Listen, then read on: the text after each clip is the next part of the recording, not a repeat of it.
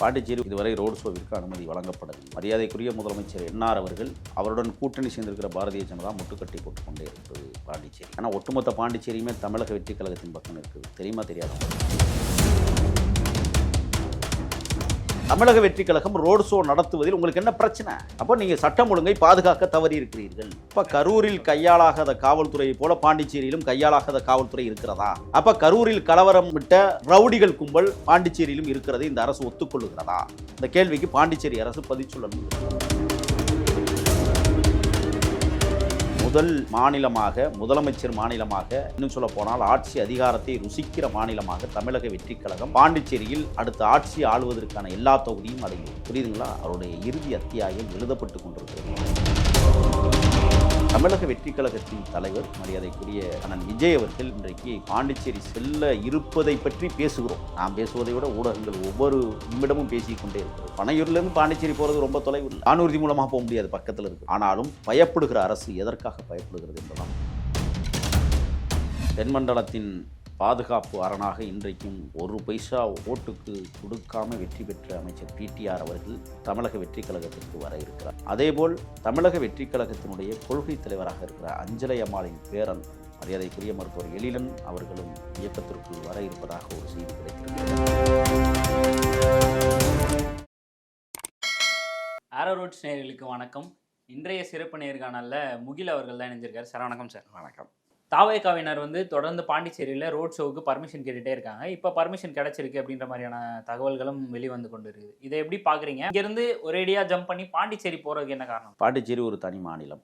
இதுவரை ரோடு ஷோவிற்கு அனுமதி வழங்கப்படவில்லை. மரியாதைக்குரிய முதலமைச்சர் என்ஆர் அவர்கள் அவருடன் கூட்டணி சேர்ந்திருக்கிற பாரதிய ஜனதா முட்டுக்கட்டி போட்டுக்கொண்டே இருக்கிறது பாண்டிச்சேரி. ஆனால் ஒட்டுமொத்த பாண்டிச்சேரியுமே தமிழக வெற்றி கழகத்தின் பக்கம் இருக்குது. தெரியுமா தெரியாதவங்க? பாண்டிச்சேரி ஃபுல்லாக இப்போ தமிழக வெற்றி கழகத்துக்கு ஆதரவாக இருக்குது. முதல் மாநிலமாக, முதலமைச்சர் மாநிலமாக, இன்னும் சொல்ல போனால் ஆட்சி அதிகாரத்தை ருசிக்கிற மாநிலமாக தமிழக வெற்றி கழகம் பாண்டிச்சேரியில் அடுத்த ஆட்சி ஆளுவதற்கான எல்லா தொகுதியும் அடைந்துவிட்டது. புரியுதுங்களா? ஆக தமிழக வெற்றி கழகத்தின் தலைவர் மரியாதைக்குரிய அண்ணன் விஜய் அவர்கள் இன்றைக்கு பாண்டிச்சேரி செல்ல இருப்பதை பற்றி பேசுகிறோம். நாம் பேசுவதை விட ஊடகங்கள் ஒவ்வொரு நிமிடமும் பேசிக்கொண்டே இருக்கிறது. பனையூர்லேருந்து பாண்டிச்சேரி போகிறது ரொம்ப தொலைவு இல்லை. வானூர்தி மூலமாக போக முடியாது, பக்கத்தில் இருக்கிறது. ஆனாலும் பயப்படுகிற அரசு எதற்காக பயப்படுகிறது என்பதுதான் முக்கியம். அவருடைய இறுதி அத்தியாயம் எழுதப்பட்டு கொண்டிருக்கிறது பாண்டி. இப்போ நான் ஒன்று சொல்கிறேன். புஷி ஆனந்த் புஷின்னா என்னன்னு தெரியுமா? தெரியாது சார். புஷின்னா பாண்டிச்சேரியில் இருக்கிற ஒரு தொகுதியினுடைய பெயர். அந்த தொகுதியில் நின்று தான் அவர் வெற்றி பெற்றார். மக்கள் இயக்கமாக இருக்கிற போதே விஜய் பக்கம் நின்றிருக்கிறார்கள் என்பதற்கு சான்று தான் புஷி அங்கே வெற்றி பெற்றார். அப்படி இருக்கும் பட்சத்தில் அவர் அங்கே இருக்கக்கூடிய ஒரு ஆளு, ஸோ அவர் தொடர்ந்து அங்கே காவல்துறையினரிடம் பர்மிஷன் கேட்டு அது கிடைக்கலன்றதை எப்படி எடுத்துக்கிறது? அதான் ஆளும் அதிகார வர்க்கம் தடை போடுவதை பார்க்கும். பயத்தினால் தடை போடுகிறார். பொதுக்கூட்டத்திற்கு அனுமதியான். பொதுக்கூட்டத்துக்கு வர்றவன் எப்படி ஈ மாதிரி பறந்து அந்த திடலில் போய் இறங்கிடுவானா? ரோட்டில் வரமாட்டானா? இல்லை சார், அவங்க சொல்கிற காரணம் என்னவா இருக்குன்னா, ரோட் ஷோ நடத்தும் போது ரெண்டு பக்கமும் கூட்ட நெரிசல் அதிகமாக ஏற்படுது.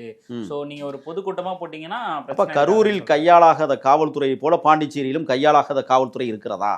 சொல்லுங்க. இப்போ எனக்கு பதில் சொல்லுங்க. நீ அப்போ கரூரில் கலவரம் விட்ட ரவுடிகள் கும்பல் பாண்டிச்சேரியிலும் இருக்கிறது இந்த அரசு ஒத்துக்கொள்ளுகிறதா? இந்த கேள்விக்கு பாண்டிச்சேரி அரசு பதில் சொல்லணும். அப்ப ரவுடிகளை ஊக்குவிக்கிற ஒரு மாநிலமாக பாண்டிச்சேரி இருக்கிறதா என்கிற கேள்வியை நாம் அப்பனா வேண்டாம் சொல்லுங்க. தமிழக வெற்றி கழகம் ரோடு ஷோ நடத்துவதில் உங்களுக்கு என்ன பிரச்சனை? அப்போ நீங்க சட்டம் ஒழுங்கை பாதுகாக்க தவறி இருக்கிறீர்கள்.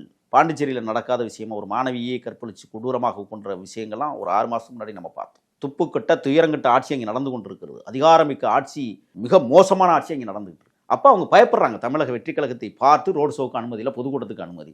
சரி, பொதுக்கூட்டம் நாங்கள் நடத்துவதற்கு இன்றைக்கு மரியாதைக்குரிய நிர்வாக குழு ஒருங்கிணைப்பாளர் செங்கோட்டையன் அவர்கள் இன்றைக்கு நான் பேசிக்கொண்டிருக்கிற நேரத்தில் அங்கே கூட்டத்தை கூட்டியிருக்கிறேன். ரோடு ஷோ நடத்தலாமா அல்லது பொதுக்கூட்டத்துக்கே ஏற்பாடு பண்ணிடலாமான்னு நிர்வாக குழுவை கூட்டியிருக்காங்க. இன்னைக்கு சாயங்காலத்துக்குள்ள அது ஒரு முடிவுக்கு வந்துடும். ஆக ரோடு ஷோ நீங்கள் இல்லைன்ட்டீங்க, நீதிமன்றம் போனாலும் இல்லைன்னு தான் வரும். புரியுதுங்களா? தமிழக வெற்றி கழகத்திற்கு எல்லாமே எதிராகத்தான் இருக்குது. ஏன்னா வளர்ந்த இயக்கத்திற்கு வளரும் இயக்கம் எப்போதுமே ஒரு மிகப்பெரிய பிரச்சனையா சார். அது இப்போ இது தமிழ்நாடுல நடக்கும்போது ஓகே, இப்போ பாண்டிச்சேரியில் நடக்குதுன்னா இதன் பின் பாஜக தான் இருக்கு. நிச்சயமா இருக்கு, 100% இருக்கு. பாரதிய ஜனதா தான் இப்போ அங்கே பயந்துக்கிட்டு, தமிழ்நாட்டிலேயே பாரதிய ஜனதாவின் தூண்டுதலில் தான் திமுக இன்றைக்கு எல்லா வேலையும் தாவேகாவிற்கு ஒரு நெருக்கடியை கொடுக்குறது. தெரியுமா உங்களுக்கு? ஏன்னு கேட்குறீங்களா? தாவேகாவுடைய தலைவர் என்ன சொன்னார்? துரோகியும் எதிரியும் யார் என்று அடையாளப்படுத்திருக்கு. அந்த துரோகி எதிரி இப்போ என்ன பண்ணிட்டாங்கன்னா ஒன்று கூடிக்கிட்டாங்க. புரியுதுன்னு நினைக்கிறேன் உங்களுக்கு. இந்த துரோகிகளும் எதிரிகளும் ஒன்று கூடி தாவேகாவை திட்டமிட்டு அழிப்பதற்கான எல்லா சாத்தியக்கூறுகளையும் இவர்கள் உருவாக்குகிறார்கள். இதில் கூட்டணி சேர்ந்துருக்காங்க இப்போ 2 பேருமே. நாங்கள் பகிரங்கமாக குற்றச்சாட்டு வைக்கிறோம். இப்போ அதை பாண்டிச்சேரியிலே நடைமுறைப்படுத்துறாங்க. பாஜகவும் திமுகவும் கூட்டு சேர்ந்து தமிழ்நாட்டில் வந்து முடிச்சு விடணும்னு பார்க்குறாங்க. இப்போ பாண்டிச்சேரியில் நான் ஒன்று கேட்குறேன். பாண்டிச்சேரியில் டிஎம்கேனுடைய தலைவர் யார் சொல்லுங்க, தெரியுமா உங்களுக்கு? தெரியல. இல்லை, அங்கே வந்து காங்கிரஸ் தான் ரொம்ப வலுவாக இருக்குன்றது எனக்கும் தெரியல. புரியுதுங்களா? தாவேகா, அதாவது தாவேகா இன்றைக்கு பாண்டிச்சேரியில் வளர்ந்திருக்கிறதை தடையை காட்டுகிறது. திமுகவுக்குங்க ஒரு மாநாடு நடத்த சொல்லுங்க பாண்டிச்சேரியில். தெம்பு இருந்தால், தைரியம் இருந்தால், மானம் சூடு சொரணை இருந்தால். பாண்டிச்சேரியில் எனக்கு தெரியல, நீங்கள் உங்களை மாதிரி தான் நானும் இருக்கேன். பாண்டிச்சேரியினுடைய திராவிட முன்னேற்ற கழகத்தினுடைய மாநில தலைவர் யாருன்னு எனக்கு தெரியல. காட்ட சொல்லுங்க பார்ப்போம், தைரியம் இருந்தால். பாண்டிச்சேரியில் என்ன பண்ணுறாங்கன்னா, அங்கே அந்த கட்சி இல்லாததுனால பாரதிய ஜனதா கையில் எடுக்குது. ஆக தமிழக வெற்றி கழகத்தை பாண்டிச்சேரியிலே முடிச்சிரும்னு நினைக்கிறாங்க. இங்கே பாருங்க, ஒன்று சொல்கிறேன். எந்த இடத்துல எந்த சூழலிலும் தாவேக்காவை தமிழ்நாட்டில் இருந்தோ அல்லது பாண்டிச்சேரியில் இருந்தோ, ஏன் கேரளாவில் இருந்தோ அல்லது ஆந்திராவில் இருந்தோ கர்நாடகத்தில் இருந்தோ அகற்ற முடியாத பேர் இயக்கமாக வளர்ந்து வருகிற இயக்கமாக தமிழக வெற்றி கழகம் இன்றைக்கு பரிணமித்திருக்கிறது என்றால் அதனால தான் இத்தனை பேர் பயப்படுறாங்க. அதே மாதிரி செங்கோட்டையன் அவர்கள் தான் இனிமே வரும் ரோட் ஷோ, பொதுக்கூட்டம் இதெல்லாம் வழிவகுக்கும் ஒரு நிர்வாக இதில் இருக்காரு. ஸோ அவரோட இது வந்து எப்படி சார் இருக்குது இதில்? இப்போ அவரோட பங்கீடு, அம்மையார் ஜெயலலிதாவை அவர் எப்படி வழி நடத்தினாரோ, அம்மையார் ஜெயலலிதாவிற்கு எப்படி துணையாக நின்று தமிழகம் முழுவதும் ஒரு வெற்றி பாதைக்கு அவரை அழைத்து சென்றாரோ, அதை போல இன்றைக்கு தமிழக வெற்றி கழகத்தையும் அவர் அழைத்து செல்வார் என்கிற பெருத்த நம்பிக்கை தமிழக மக்களுக்கு வந்திருக்கிறது. அது மட்டுமல்ல, தமிழக வெற்றி கழகத்தினுடைய முன்னணி பொறுப்பாளர்களும் இன்றைக்கு துணிச்சலாக ஒரு விஷயத்தை கையில் எடுத்துக்கொண்டு முடிக்க வேண்டும் என்கிற மிகப்பெரிய ஆவலோடு களமாடி கொண்டிருக்கிறார்கள். பார்த்தீங்கன்னா, மாநில பொதுச்செயலாளர் மரியாதைக்குரிய அண்ணன் புஷி அவர்களும் செங்கோட்டையனார் அவர்களும் இதர முன்னணி வீரர்களும் களத்திலே நின்று கொண்டு பாண்டிச்சேரியில் இந்த மிகப்பெரிய மக்கள் சந்திப்பு அந்த விஷயத்தை முன்னால் நின்று நடத்துகிற ஒரு பெரிய பொறுப்பை ஏற்று வழிநடத்தி கொண்டிருக்கிறார்கள். விரைவில் தேதி அறிவிப்பாங்க, பாருங்கள். இன்றைக்கு சாயங்காலமே தெரிஞ்சிடும் அது ரோட் ஷோவா இல்லை மாபெரும் மக்கள் திரள் பொதுக்கூட்டமா என்பதை இன்றைக்கு சாயங்காலம் முடிவு பண்ணிடுவாங்க. அடுத்த பதிவில் நம்ம அந்த பொதுக்கூட்டமா அல்லது ரோட் ஷோவா என்பதை பற்றி, நிச்சயமாக ரோட் ஷோவிற்கு வாய்ப்பில்லை. மாபெரும் பிரம்மாண்ட மாநாடு, பாண்டிச்சேரியினுடைய மாநில மாநாடு தொடங்க இருக்கிறது. அப்படித்தான் நான் இப்போ பதிவு பண்ணிட்டு போகிறேன். நிச்சயமாக அது மாநாடு தான் சார். அதே மாதிரி செங்கோட்டையன் அவர்களுடைய ஆஃபீஸில் வந்து இந்த பேனர் ஒன்று வச்சுருந்தாங்க. ஸோ அதில் வந்து அம்மாவின் புகைப்படமும் இடம்பெற்றிருக்கு, எம்ஜிஆருடைய அவர் புகைப்படமும் இடம்பெற்றிருக்கு. ஸோ இனிமே வரக்கூடிய தாவேகா மாநாட்டில் அல்லது தாவேகாவின் பேனர்ஸில் எல்லாத்தையும் இதை எதிர்பார்க்கலாமா, இல்லை அது செங்கோட்டையனால் மட்டும்தான் வலியுறுத்தப்படுதாங்க? இல்லை, அந்த தொகுதியில் இப்போ உடனடியாக அவர் கிட்டத்தட்ட 50 ஆண்டு காலம் அண்ணா திராவிட முன்னேற்ற கழகத்தின் சட்டமன்ற உறுப்பினராகவும் இருந்திருக்கிறார். உடனடியாக பெற்ற தாயை வந்து தூக்கி போட்டுட்டு வெளியில் வர முடியாது.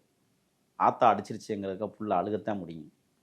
அதுக்காக ஆத்தா என்னை நீ பெக்கலைன்னு சொல்லி வெளியில் சொல்ல முடியாது. ஆனால் இது விஜய் அவர்களால் ஏற்றுக்கொள்ளப்பட்டது. அதெல்லாம் ஏற்றுக்கொள்ளப்பட்டது. விஜய் அவர்கள் என்ன சொல்லியிருக்காங்கன்னா, நீங்கள் பயன்படுத்துகிறத நீங்கள் பயன்படுத்திங்க, அதுக்கு நாங்கள் தடையாக இருக்க மாட்டு அவர் சொல்லிட்டார். அது பாருங்கள், காலப்போக்கில் அதெல்லாம் வந்து மாறிடும், அது நிரந்தரமாக்கப்படாது. ஏன்னா புரட்சித் தலைவர் எம்ஜிஆர் இந்த மாபெரும் தமிழக வெற்றி கழகத்திற்கு தேவை. ஏன்னா என் தலைவனை உருவாக்கிய தலைவன். அந்த அடிப்படையில் பார்க்கிற போது எம்ஜிஆர் அவர்கள் ஏழைகளின் சிரிப்பில் இறைவனை காண்போம் என்கிற அண்ணாவின் கூற்றுக்கு நாங்கள் தமிழ்நாட்டு அரசியலை முன்னெடுத்து சென்றவர். அந்த வரிசையில் இன்றைக்கு அவர் எப்படி திரைப்படத்துறையில் இருந்து தமிழ்நாட்டிற்கு ஒரு மாபெரும் சக்தியாக வளர்ந்து முதலமைச்சரானாரோ, அதை போல அதே திரைப்படத்துறையிலிருந்து வருகை தந்திருக்கிற தளபதி விஜய் அவர்களும் தமிழ்நாட்டை ஆள வேண்டும் என்கிற முனைப்போடு இருக்கிற காரணத்தால் எம்ஜிஆர் அவர்கள் வழிகாட்டி தலைவராக இன்றைக்கு விஜய் அவர்கள் ஏற்றிருப்பதால் எம்ஜிஆர் படத்தை காலப்போக்கில் பயன்படுத்துவார்கள் என்பது நிதர்சனமான உண்மை. தொண்டர்களும் அதை வரவேற்பார். சார், அதே மாதிரி ஆதவ அர்ஜுனா அவர்கள் வந்து 2 அமைச்சர்கள், அதுவும் திமுகவின் சிட்டிங் அமைச்சர்கள் வந்து எங்கள் கட்சியில் வர்றதுக்கான வாய்ப்புகள் இருக்குது அப்படின்னு சொல்லியிருக்காரு. அது உறுதியாகவும் சொல்கிறாரு. அது எந்த அளவுக்கு உண்மை சார்? உண்மைதான். தென்மண்டலத்தின் பாதுகாப்பு அரணாக இன்றைக்கும் 1 பைசா ஓட்டுக்கு கொடுக்காம வெற்றி பெற்ற அமைச்சர் பிடிஆர் அவர்கள் தமிழக வெற்றி கழகத்திற்கு வர இருக்கிறார் என்கிற செய்தியும் பிடிஆர் அவர்கள் நிச்சயமாக வருகிறார். அதில் மாற்றம் இல்லை. தென்மண்டலத்திற்கு அவர் தான் தளபதியாக போகிறார், அதுவும் மாற்றமில்லை. அதேபோல் சென்னையில் இருக்கிற தமிழக வெற்றி கழகத்தினுடைய கொள்கை தலைவராக இருக்கிற அஞ்சலை அம்மாளின் பேரன் மரியாதைக்குரிய மருத்துவர் எழிலன் அவர்களும் இயக்கத்திற்குள் வர இருப்பதாக கிடைத்தது. புதிய தகவலாக இருக்கு சார். எழிலன் அவர்கள் வருகிறார். நிச்சயமாக வருவார். ஆனால் அஞ்சலை அம்மாளை எத்தனை பேருக்கு அடையாளம் காட்டினாங்க சார்? மாநாட்டில் கூட அவர் சொல்லியிருந்தாரு, நமக்கு ரொம்ப ஒரு குரல் அப்படின்றத ரொம்ப இதுவாக பதிவிட்டு இருந்தாரு. ஆமாம். ஸோ அந்த குரல் வந்து இணைய போகுது. கண்டிப்பாக இணையுது, அதில் மாற்றம் இல்லை. பொறுத்துருங்க, எல்லாத்திற்கும் கால அவகாசம் வேண்டும். ஆக ஒரு நல்லதொரு மாற்றத்தை தமிழக வெற்றி கழகம் தமிழ்நாட்டு அரசியல் தளத்தில் ஒரு பூகம்பத்தை உருவாக்க இருக்கிறது. அதற்கு சில முன்னணி ஏன் நீங்கள் அது மட்டும் இல்லை, காங்கிரஸ் பேர் இயக்கமே இந்த தேர்தலில் தாவேக்காவுடன் கூட்டணி வைப்பதற்கான அனைத்து வேலைகளும் நடைபெற்று கொண்டு பாருங்கள். பொறுத்திருங்க, தை பிறந்தால் வழிவர. நன்றி சார். நன்றி.